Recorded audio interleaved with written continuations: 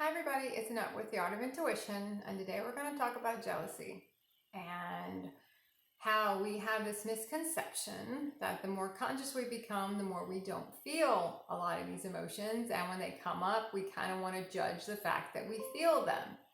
So I want to get a little bit into jealousy and what kind of can fuel that and what story we have around it, because the story is almost more important than the emotion.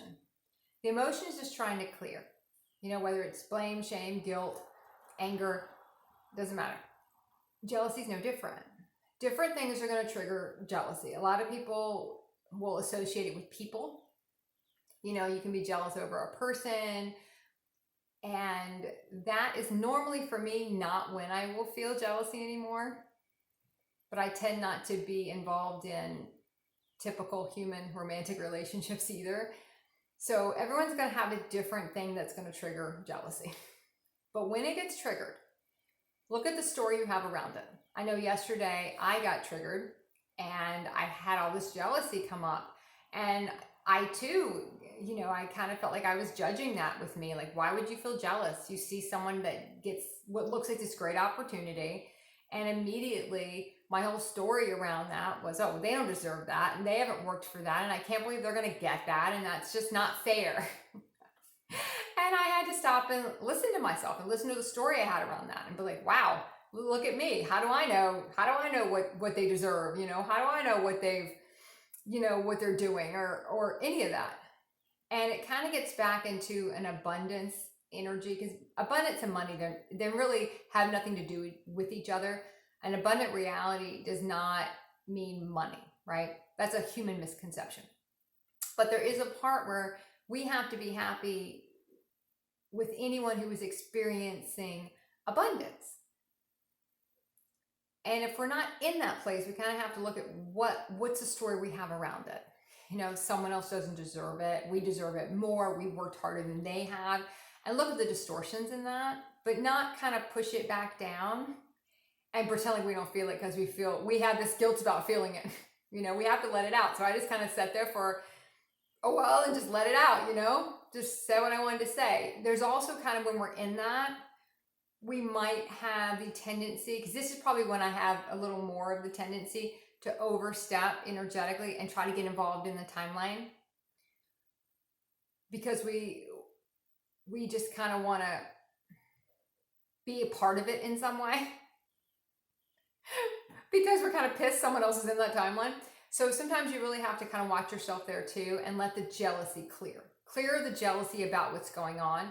What you're going to find is the more consciousness you become, the more your consciousness raises, you're going to start to not only see your timelines, you'll start to see other people's timelines, and you'll start to understand that this, and normally this works, in our realities also.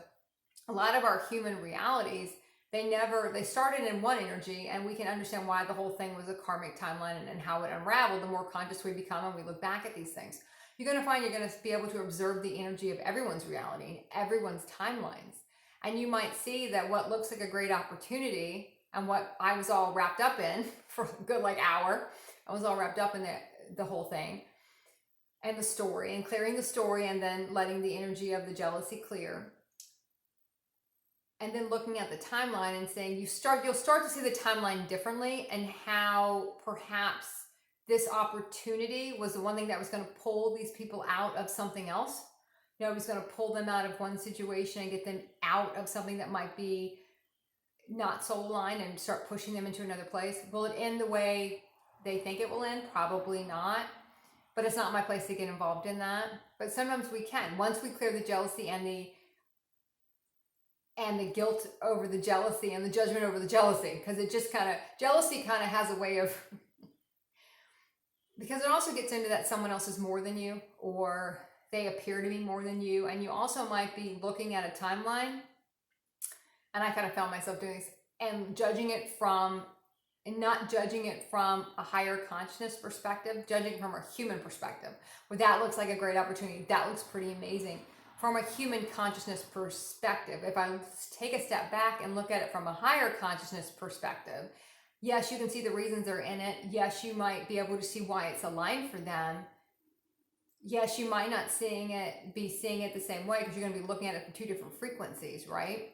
But when you can kind of pull yourself away from it and kind of pull it apart and see what is the core, of that jealousy feeling. Is it like you just feel like you deserve that? You feel less than because they got that? What are you judging it on? Are you judging it on a human reality of success or something that would be positive? What's going on with you? Because it's always about you. You can look at this timeline and pull it apart. I normally don't share any information about it. If I can pull someone's timeline apart and understand, because it's not my place to do that, number one, it's overstepping my bounds. And they have to go through the timeline. There's a reason they're getting directed toward this timeline. And it might be a reason why it looks so amazing, because that was the only thing that was going to pull them out of their old timeline. So sometimes these opportunities people get look so ridiculously amazing, and you can be sitting there going, are you fucking kidding me right now? How did that fall in your lap? And you can feel all that stuff come up. But then you can kind of start to step away from it and pull it apart a little bit. And still honor that person's timeline and find a place of peace and happiness for that person to be entering into that timeline, even though you might be able to see some train wrecks coming in the timeline. It's not about that in that moment because it's not your timeline. It did trigger you, so it is your stuff. Anytime we get triggered by anything, it is my stuff, right? So if I get triggered, I got to clear the stuff for myself.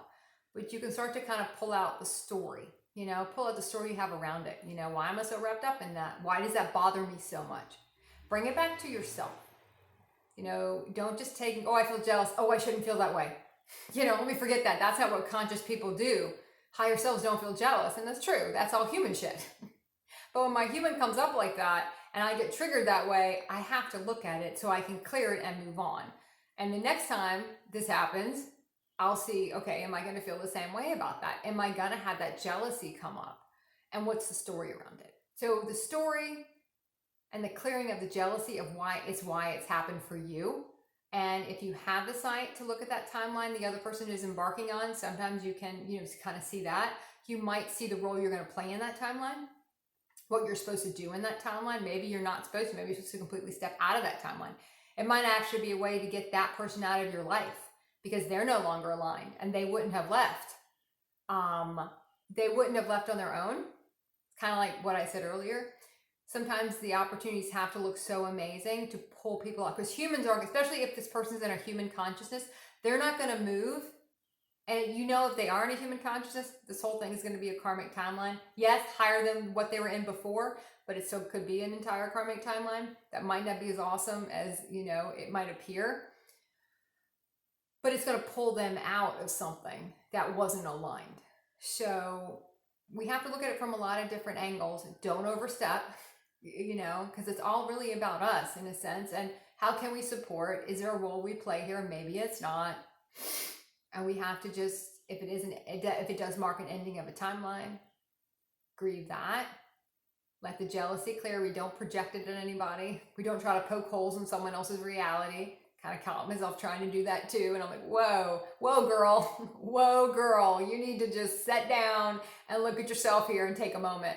So if you find yourself in that situation, take a moment, go in the bathroom, say, sometimes what I'll say, if it's people around, I'll be like, okay, I'll deal with myself when I get home. Just let me get through this next 20 minutes or whatever. I'll deal with myself later. I promise I won't ignore it. And that's basically what you're showing yourself. You can't ignore it. So when any of this stuff kind of comes up, you cannot ignore it. You got to deal with it. You just want to be able to deal with it on your own, in your space, so you can really pull it apart and look at it from every angle and understand it and clear it and re-enter back into that situation if it feels appropriate, if it feels aligned, when you're in that peaceful place where you can find gratitude that that person is getting that experience. Even if you might know it's not going to end how they think it's going to end, it doesn't matter. In that timeline, that is their next higher step. And that is, they have their own higher selves guiding that. We don't need to be involved in that. But we do need to look at how it affects us. So, okay. Keep practicing the art of intuition.